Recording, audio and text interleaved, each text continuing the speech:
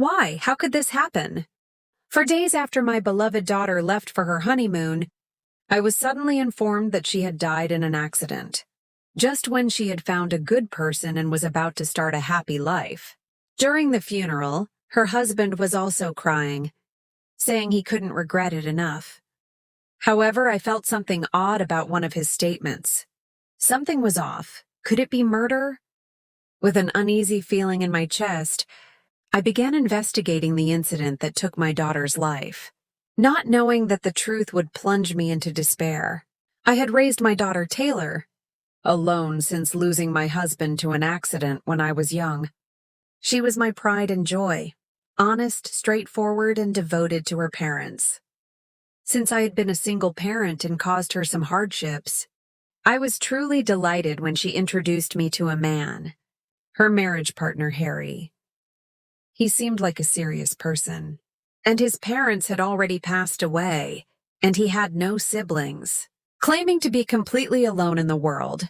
At first, I had the impression that he was a fine, young man with a refreshing appearance and seemingly flawless character. What? You're not having a wedding ceremony? My daughter looked very displeased when she told me this. Harry said he doesn't like flashy or conspicuous things, and that it's a waste of money to just register the marriage. But didn't you say you wanted to wear a wedding dress? My daughter is a girl after all, so she must have wanted to wear that once-in-a-lifetime attire. However, at this point, a disagreement with Harry had emerged. He says he wants to splurge on the honeymoon with the money we save. He really wants to go on an overseas trip. I see. Indeed. If they wanted to have a decent-sized wedding ceremony and enjoy an overseas trip, it would be quite expensive. However, I thought it was inappropriate not to listen to any of my daughter's wishes. They could have a domestic trip, or if they insisted on going abroad, they could look for cheaper options. Surely Harry could compromise somewhere. I felt uneasy thinking that Taylor was being taken lightly, but I didn't want their relationship to sour at this point, so I decided to invite them both to my home. Hey, is it okay if I try to persuade Harry? After getting my daughter's permission, I arranged to speak directly with Harry. Harry, I want you to listen to this as my selfish desire to see my daughter in her wedding attire. Couldn't you at least have a wedding ceremony just for the photos? No, but I really want to make the honeymoon special. You know, for him who has no parents, it might not sit well to have me taking Taylor's side as a parent figure. However, it's said that dissatisfaction with marriage and childbirth can last a lifetime. Besides, it shouldn't be wrong to bring in a little parental desire to fulfill my daughter's wish. I spoke as carefully and amicably as possible, trying not to offend him. We'll include Taylor's favorite activity, diving, in the plan. But it's quite popular, so it's quite expensive. Is that so? That sounds fun. In that case, I'll pay for all the wedding photo costs. Consider it a wedding gift. How's that? But that's great! Thank you so much. I'm happy that I'll get to see Taylor looking beautiful too. The moment I said I'd cover the costs, his expression brightened. And I couldn't help but give a wry smile. Is he unexpectedly stingy? Although I felt a bit uneasy about the future, at least this way we could have a photo wedding. My daughter got to wear about 3 dresses she liked. Once we started, Harry seemed to get into it too, not complaining about changing outfits or moving to different locations. In the end, it seemed to become a good memory for both of them. So I was glad I had persuaded them. The day after taking lots of great photos and having a small dinner party, my daughter and her husband left for their honeymoon in Australia. I'll bring back lots of souvenirs. That was the last time I heard my daughter's voice. What did you say? I suddenly received a call from someone claiming to be the local police, telling me that my daughter had died. This happened just 4 days after Taylor and Harry had left. They said my daughter had drowned while diving, apparently the day before they were to go into the sea. My daughter had sprained her ankle while sightseeing in another location. Despite this, she insisted on going into the water because she had been looking forward to it so much. The person on the phone seemed to have changed from the police to Harry at some point. But honestly, I don't remember much about that moment. When I came to my senses, only Harry had returned.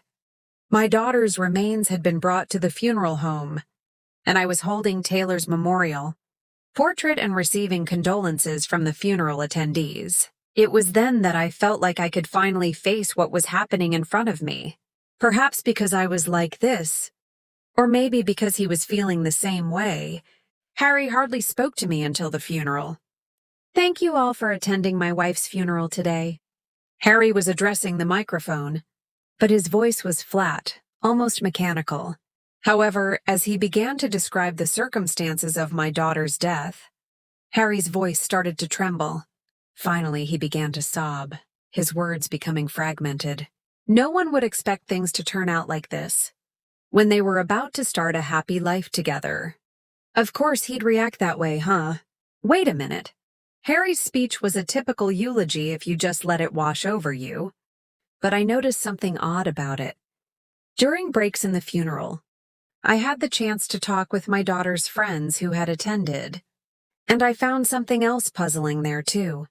Her friends were all saying things like, "I didn't know Taylor had gotten married, and this is the first time I've seen Taylor's husband." Surprisingly, Taylor and Harry hadn't told anyone about their marriage registration, and they didn't have a single friend in common. Were they planning to announce it after they got the photos? But is it normal for no one to know? Harry, although there were quite a few attendees at the funeral, it struck me as odd that none of Harry's acquaintances were among them. But I thought the only way to resolve these nagging doubts was to talk to Harry directly. However, the conversation took a dramatic turn shortly after this due to the testimony of a certain person attending this funeral. It was 2 weeks later that I contacted Harry. By this time, he must have been busy dealing with Taylor's belongings and insurance paperwork. "I still have some of Taylor's insurance documents at my house. I'm sorry to trouble you, but could you come pick them up?" When I said this, Harry came right over. "Hello, Mother. Where are the documents?" As Harry said this, a large fist connected with his face. Harry's body seemed to float in the air for a moment before being slammed to the floor with the same momentum. Harry could only look confused as he held his struck face. No wonder. My niece and Harry's brother Anthony had been waiting in the guest room. "I've finally found you. You stupid little brother. How dare you deceive my aunt and cousin?" So this is what it was. I was right to trust my instinct at that time. What's going on? Why is my brother here during the funeral? I had sensed something odd about Harry's eulogy. Now the source of that oddity became clear that day. Harry had tearfully told the attendees, "My wife attempted to climb A's Rock the day before diving. He said she had lost her footing and sprained her ankle, which is why she couldn't swim well and drowned. But that story doesn't make sense. Why are you bringing this up now? More importantly, why is my brother here?" "You lied to me." "My daughter would never climb A's Rock." I glared at Harry, who still couldn't get up from the floor. My daughter hates heights ever since she slipped and fell off a cliff during a mountain climb long ago, suffering a major injury. Taylor was a girl who hesitated even to step out onto the balcony of our second-floor home. She was so terrified of falling from high places. There's no way such a Taylor would willingly climb an unstable rock mountain. Taylor listened to my selfish request. I begged her, saying that climbing would soon be prohibited, and I really wanted to go before that happened. She agreed, but because of that, Harry's voice trailed off. His face seemed to suggest he felt responsible. But I wasn't about to be fooled by such an act. Even if that were true, a normal husband would have stopped her from diving if she had sprained her ankle. Besides, Taylor had diving as a hobby, so she would have understood the dangers of diving when in poor condition. She wasn't foolish enough to take such a risk just because she was looking forward to it. Besides, I don't trust you anymore, you whose background I don't even know. No, that's... As Harry mumbled, still sprawled on the floor, Anthony grabbed him by the neck and forced him into a formal sitting position. Probably due to the earlier punch to the face, Harry was shaking and crying. Anthony is a tall, strong man. He's apparently a martial arts instructor, so it's no wonder Harry would want to cry if such a person angrily punched him. But I felt no sympathy for Harry. You still haven't learned your lesson, and you're still doing this kind of thing. Since when did you start going by the name Harry? Your name is Daniel, isn't it? Oh, so that's your real name. Who exactly are you? Why did you use a false name to deceive me and my daughter? Explain it yourself. Daniel, formerly known as Harry, averted his eyes from me and refused to answer. Everything about his identity had been a lie. His occupation, his claim of having no relatives. It was all made up. In reality, his parents are still alive, and he even has 2 older brothers. If you won't say it, shall I? I already know everything you've been doing. You've been repeating marriage fraud all over the country, haven't you? I heard you were even in prison once, according to Anthony. After Daniel had finished his prison term and was released, he had been living quietly at home for a while under the watchful eye of his parents and siblings. However, one day when the family members took their eyes off him for a moment, he suddenly disappeared. You really never know. To think such a terrible person was living so close by without me noticing anything. But thanks to my niece, we were able to find out. It was my niece's testimony that she thought she saw this person in a photo her senior showed her that led to the discovery of his true identity. My niece had gone to a university away from her hometown and found a job in that area after graduation. Your brother was a senior member of the club I was in. I thought I'd seen you somewhere before, and it was in a family photo that my senior had shown me once. When Harry heard this, he was speechless with his eyes wide open. He must never have imagined that my relative and his relative would be connected in such a place. I thought it might be a coincidence because the names were completely different. But I never imagined he'd be such a dangerous person. I truly don't know how to apologize enough. Anthony bowed his head to us, seemingly apologetic from the bottom of his heart. This guy has been cheating people out of money and putting them down since he was a kid. I thought he might have reflected a bit after going to prison. But to think he would do such a thing to someone's daughter. Wait, Taylor's death was an accident. I didn't do anything. Harry suddenly interjected, seemingly panicked. What? You're speaking as if my daughter was killed by someone. When I pointed this out, he made an expression that seemed to say, oh no. Perhaps the shock of being hit made it easier for him to slip up. Of course, I had it properly investigated. My niece and I had spoken with the local police and tour guides there. We uncovered the truth about what happened to my daughter. My daughter had not injured her foot at all, and the cause of her drowning was an equipment malfunction that led to an air leak in the tank.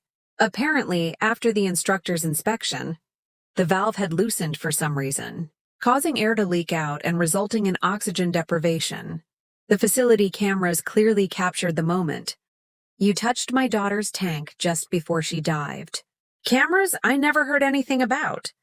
And with special reagents, fingerprints can be collected even after being submerged in seawater. When I emphasized that we had secured the evidence, Harry started crying again. I had trouble with a woman at work and lost trust in women. He suddenly started talking about himself. Did he think this would change how I see him? But I didn't intend to harm Taylor. I just thought about getting some compensation or sickness, benefits if she got a little injured. So you were trying to skim off some money? You really are scum from birth, Anthony sighed and added, and stopped that disgusting fake crying. Besides, you're the one who caused the trouble, aren't you? You took a high-handed attitude towards female employees, forced them to quit, and that became a problem leading to you being kicked out. I had already heard from Anthony that Harry had caused problems at his company in the past and been fired. He had been living off money he had scammed from people. You've always been like that. A liar, sneaky, never living an honest life. Shut up with your nagging. What's with you people? You've been ganging up on me this whole time. Perhaps recognizing that he was surrounded by enemies, Harry stopped crying and started to lose his temper. I'm different from my dad and brothers who are such boring people. I'm a chosen one. Working hard and getting all sweaty doesn't suit me. His absurd claims made me, Anthony, and my niece all take a step back. What's wrong with wanting to make money easily? Is that all you have to say? Not wanting to hear any more of his outrageous logic, I glared at him angrily. I'm still her husband. No divorce. No end to the marital relationship. The insurance money and survivor pension are all mine. It's your daughter's fault for being deceived. With an evil grin, he truly looked like a villain. Insurance money, huh? I've already taken care of all that. Taylor didn't change any of her life insurance details from before the marriage. Also, since you don't have any children, you're not eligible for the survivor's pension. When I calmly informed him of this, he was at a loss for words again. Oh, didn't I mention? I work for an insurance company. Taylor came to consult with me about reviewing her insurance before going on the trip. After going through the process of changing the insurance beneficiary and reviewing the coverage, I told them I would take care of the rest and sent the two off on their trip. Then, just as I was about to process everything, I received a call from the local police, and it was still untouched. Were you in such a hurry for money? But if you were after the insurance money, shouldn't you have checked who the beneficiary was before taking action? I didn't want to know what was going through the mind of the person who took my daughter's life. But even from an outsider's perspective, it seemed like an incredibly shallow and sloppy approach. The insurance money has been properly deposited into my account. Damn it. It's your fault for not processing it quickly. Give me the money. It's mine. As Harry lunged at me saying this, Anthony restrained him. However, at this moment, my heart reached its limit. My body moved on its own, and I grabbed a bag containing my bank book, credit cards, and other items, then forcefully slammed it into Harry's face. Ouch. Of course, it hurts when another impact is added to an already beaten face, but my daughter's pain and suffering were nothing like this. If you want it so badly, I'll give it to you. I said this with surprising calmness. I couldn't confirm it myself, but I think my expression must have been like a no mask. I don't need the insurance money or anything else. So give it back! I slowly approached Harry, speaking each word deliberately. Give me back my daughter! I could hear Harry quietly swallowing hard. I've recorded all your confessions and I've called the police. You're going back behind bars! You damn it! This pisses me off. Remember this. I won't let this slide when I get out. I'll do it again! I'll send you to the same place as your daughter. Anthony firmly held on to Harry, who was screaming and yelling. That's scary, but you should remember this too. It seems like this is the first time you've taken someone's life, but this time it'll be national news. Your actions will become known to all your past victims and their families. Outside the house, I could already see the flashing lights of police cars. I will never forget you. I'll always remember, and all the people you've deceived, driven to despair, and made suffer are all glaring at you. Huh? What's that supposed to mean for me? It's enough if you receive legal punishment. But even if that's enough for me, what about others? Do you have any idea how many people hold grudges against you? Even after saying this much, it didn't seem to sink in for him. Not everyone seeks revenge through proper methods, you know. Whatever punishment anyone gives you, you'd better accept it without complaint. My niece showed the arriving police officers into the house. Your name, face, crimes, and punishment will all be made public. I wonder who will be waiting for you on the day of your release and what they'll have prepared. I could see the blood drain from Harry's face as he looked at me. It seems he finally understood what I was saying. Perhaps he was counting his sins. Anthony held on to Harry's arm until the very end, and Harry showed no signs of trying to escape. allowing himself to be dragged away by the police. Maybe he had lost the will to resist due to fear of what would happen to him from now on. Thus Harry, or rather Daniel, was arrested, and his face and real name were made public in national news, bringing his misdeeds to light with one crime piled upon another. It seems he won't be able to come out from behind bars for at least 10 years. Even if he could get out, what awaits him is a massive amount of damage claims and a lonely life. It seems his habit of trying to manipulate people with tears and lies hasn't improved even in prison, and he's spending his days without being trusted by anyone to this day. My daughter's friends still visit my house regularly. Through these connections, I've made new friends too, and thanks to their presence, I'm inspired to live strongly for my daughter's sake.